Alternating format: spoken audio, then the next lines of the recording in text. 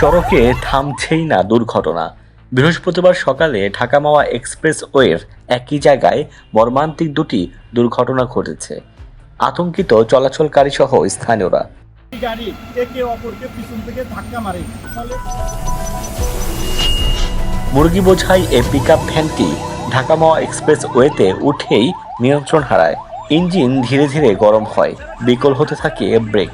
চালক ও সহযোগী নিরুপায় হয়ে পড়ে। মুহূর্তেই উল্টে যায় পিকআপটি। শ্রীনগরের কামারখোলা ব্রিজের ঢালে বৃহস্পতিবার সকালে ঘটে গেল মর্মান্তিক এ দুর্ঘটনা।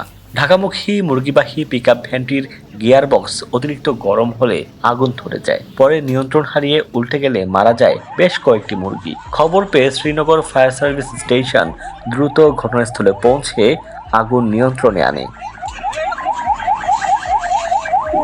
এদিকে এই ঘটনার কিছুক্ষণ পর ঢাকামুখী 3টি বাস একে অপরকে পেছন থেকে ধাক্কা দেয়, ফলে বেশ কয়েকজন যাত্রী আহত হন। আহতদের তাৎক্ষণিকভাবে উদ্ধার করে বিভিন্ন হাসপাতালে পাঠানো হয়েছে।